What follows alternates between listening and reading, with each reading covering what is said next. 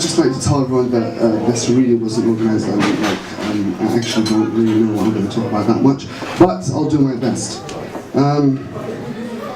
So my sister came to me this morning and she told me Zaid Hussein dropped out and she told me you're going to be speaking. So I looked at her like, this is not happening. But she told me, no, just go ahead and try and blah, blah, blah. So I sat down and I thought, okay, what am I going to talk about? But then I realised that over the past few weeks I actually did come across a situation which I actually can relate to, or which you can all relate to in one way or another. So, here I go. Okay, you can't hear it, sorry, okay. Is that loud enough? Is that loud enough? Okay, good. At the beginning of this month, I went on a journey with around 30 people to Iran. It was a Hawza trip, which is Islamic school. One of the places we stayed in was Qom, which is a beautiful city. It's a city of scholars. It's a city where the sister of Imam Ali Rada's, Fatima Ma'sooma, is buried, alayhi salam. And it's also beautiful because it looks quite identical to Najaf, not Karbala, Najaf. Over there, we went to visit this place called Jabal Khidr. And this is a place where it's reported that one of the prophets of God, well, it's actually debatable if he was a prophet, we'll just say holy personality, he used to pray there, or he lived there. Either way, we went to visit this place. So, when we went to climb, I understood that, not to be racist to Iranians or anything, but they evidently don't understand the concept of health and safety, because there was literally no side railings at all.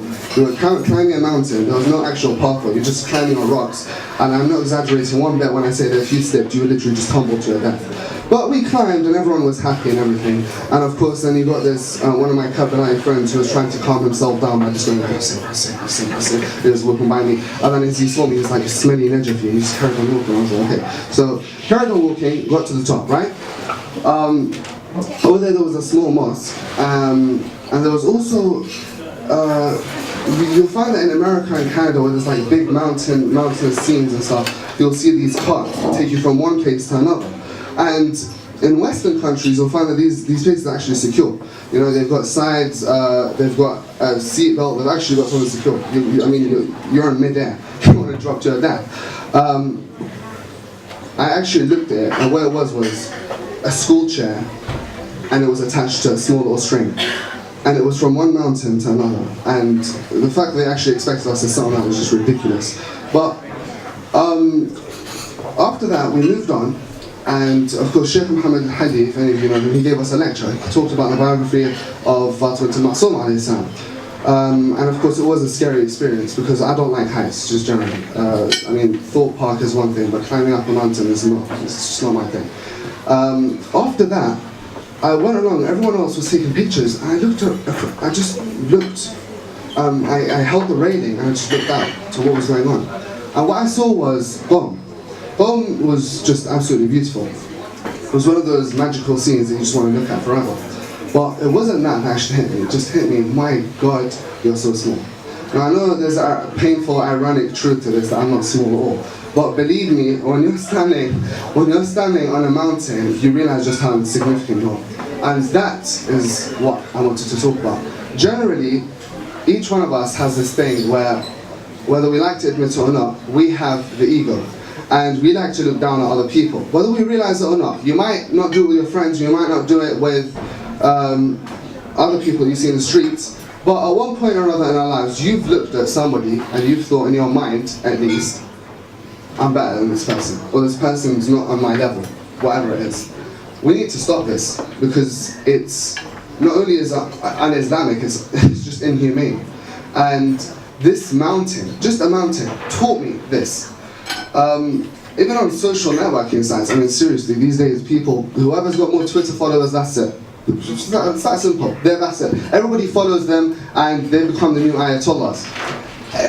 You know, when you visit these kind of places, and that's why I think in Islam it's actually promoted that you travel. When you visit different places, you begin to learn these new things. So, as I moved forward, I began to take more and more of this into account. And then that's when it came to me.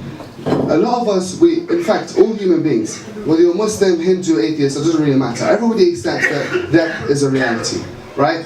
And some people say the saying, the only certainty in life is death. I don't really, I mean, I think it's one of the certainties, but I don't think it's the only certainty. But generally, every single human being accepts that we all die at one point or another. And not to depress you all, but generally, death is something we need to accept. It doesn't mean you can't enjoy yourself. It doesn't mean you can't go forward and live your life happily. It doesn't mean you can't watch, NLB TV quiz, which I've been calling 21 times in the past 2 days, and I still haven't gone through. But generally, you can do whatever you want. But generally, always remember, I don't want to leave this world without leaving a legacy behind me. Abu Ali Kubasi, rahmatullah alayhi, he was an example of this, right? We want to leave a legacy behind. I'm not asking you all to become Hassan Nasrallah. I'm just saying generally, every single one of us, right? Just do your part for the community. And community doesn't necessarily mean Islamic community. There's a human community. Just do your part.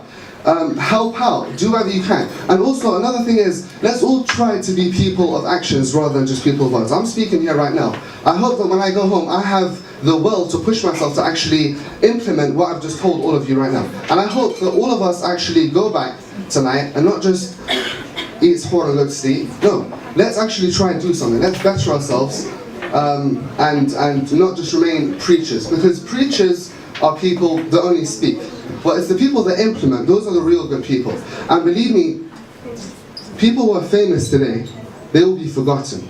Those pop stars who a lot of people in the world know, in around 100 years' time, the only people that will remember them are like those old historians that read musty books. But believe me, it's those, those old men, those old women, those poor people that are so insignificant while they're alive.